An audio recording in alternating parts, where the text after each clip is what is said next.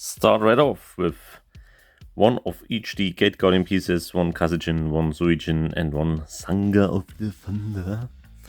Obviously, for Gate Guardian deck, these three are well needed. Without them, you won't get very far. We go on with the Gate Guardian support cards. 3 times the Shadow Ghouls of the Labyrinth, the Field Spell Searcher, and also a Monster Destroy effect if it's in the graveyard and you control a Labyrinth Shadow card.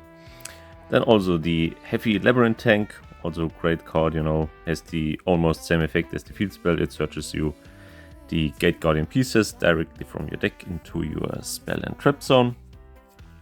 Then one Dark Guardian. This card is absolutely amazing.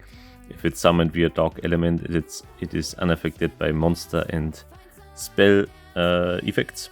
And if you have the Gate Guardian of Wind and Water on the field too, you have protection against traps. So this is a very crazy card, and he cannot be destroyed by battle, and he has both 3800 decay and death each. So yeah, that's a pretty cool one.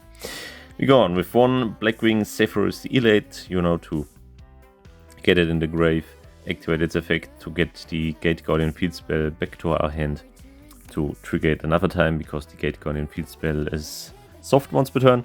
For that case, we run one Armageddon Knight to send our Zephyrus or the Dark Guardian from our attack to the graveyard, and then continue on playing. And also, this guy is not once per turn, so if you link summon Cross Sheep, and then you fusion summon one of the Gate Guardian pieces and summon it into a zone where Cross Sheep points to, you can special summon your Armageddon Knight back and use its effect again to send a dark monster from your deck to the grave.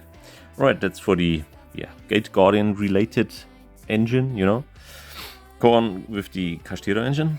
Yeah, you have to run it, they are all level 7 and they are just too good. 3 times Kashtira Fenrir. Pretty obvious, just a good card in general, can be fit in almost any deck. 3 times Kashtira Unicorn. Same thing, your searcher for the spells and Fenrir for the monsters.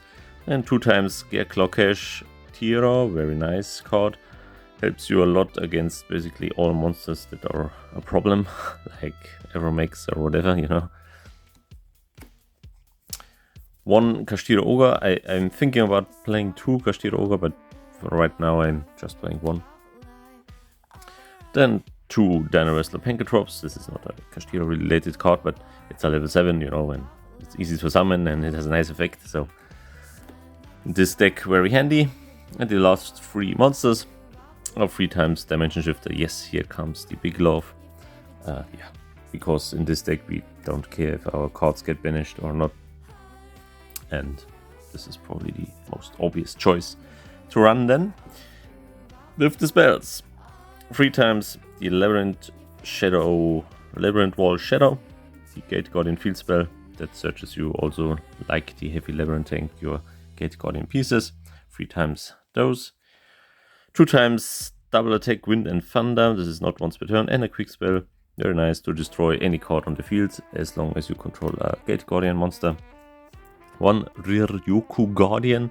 This is absolutely broken, because if your life points are lower than your opponent's life points, and most of the time they are even in turn 1, because if you special summon Sephiroth, you take 400 life points of damage. So you have, even in turn 1, you have less life points than your opponent.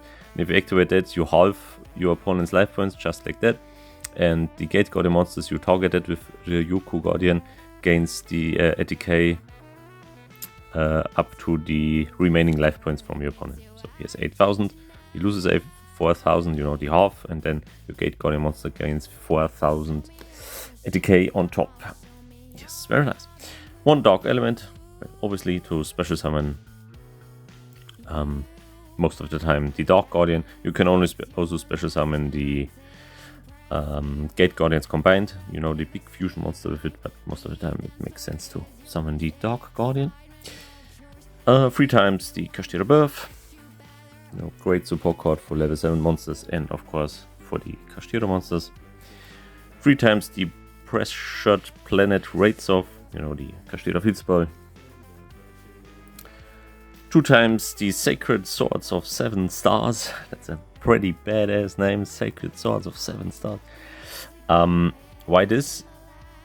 You can obviously also run just triple tactics talents if you want to, but I chose that because most of the time you're gonna special summon some kind of Kashtira monster, and then your opponent obviously negates that. Then you just activate that, banish it, draw 2 cards, and then you activate Kashtira Birth, and you can immediately special summon the banished Kashtira monster back, and you draw 2 cards, so you didn't lose anything except the monster effect. So very nice. Only 2 because sadly this is once per turn. It would be much better if it would be not once per turn, then I would run 3. Yeah, without a doubt. You can run 1 additional triple tactics talent if you want to, you know. 3 cards to draw 2 cards is not bad. 1 terraforming, you know, for our field spell, obviously. And 1 burial from a different dimension to get our gate guardian pieces all back into the grave. And to be able to special summon our Gate Guardians combined again, because for the big Gate Guardian fusion monster we can use our Gate Guardian pieces from our hand or field or graveyard. So yeah, that's why that. And the last 2 cards, 2 traps, the Kashtira Preparations. Yes, that was the correct translation. Kashtira Preparations, just another target, you know, and if you run Kashtira over, we can search it. Yes. So much for the main deck. Extra deck is nothing special. Pretty obviously what you run. 2 times the Gate Guardians combined, you know, the big guy. Yeah, powerful card. 2 times the Gate Guardians of Thunder and Wind, the searcher for any Gate Guardian related spell or trap card. So you search most of the time your Dark Element via the Thunder and Wind or Ryoko Guardian. Anything else, you know, what you just need. Then probably the best card, best of the Gate Guardian monsters aside from the combined Gate Guardians.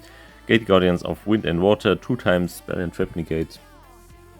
And that's every turn, you know, that's pretty badass. And 1 Gate Guardian of Water and Thunder to reduce the ATK of monsters up to 2 times per turn to 0. Nice, but only 1 because most of the time you don't need that. Yeah, for the Xyz, 2 times Kashtira Shangri-Ira, or however this is pronounced correctly. I guess I don't have to explain that. 1 Divine Arsenal Zeus, obviously. 1 Red Eyes Dark Flare Metal Dragon, or Flare Metal Dragon, that's what's the name. Red Eyes Flare Metal Dragon, you know. If your opponent is low on life, you know, you just play that and wait until he kills himself or he's unable to do anything. Then 1 Dark Armed, the Dragon of Annihilation, very nice card, also not once per turn, so play that, you know, it's just too good. 1 number 11 big guy, and the last 2 cards, 2 link monsters, as I mentioned earlier. 1 Cross Sheep and 1 Black Luster Soldier, Soldier of Chaos. He most of the time becomes a unbeatable tower of a monster on the field. Because if he was summoned using a level 7 or higher monster, and we only have level 7 monsters, except, yeah, Armageddon Knight, Sephiroth, and Dimension Shifter, and the Field Spell Searcher, the Ghoul. But besides that, we have a lot of level 7 monsters. He cannot be destroyed by card effects, and he cannot be targeted by card effects. And if you destroy a monster and let him gain 1500 ATK, he is 4/5. Yeah, it's pretty hard to out that, you know, he must at least summon, I don't know, Access Code Talker or something that does not target, like Dingirzu or the Sword Soul Chengin thing. Yes, last 2 cards. Apologies, talking too much. Yeah, anyway, as always, check it out. Try to improve it with your own preparations, you know. Don't blindly copy it, as I always said. Think yourself, because only if you think yourself, you're gonna get good in this game. And don't do always that what other people do. Take it as pure inspiration. This is what I wanted to say with that. Anyway, thank you very much for watching, and until next time, goodbye.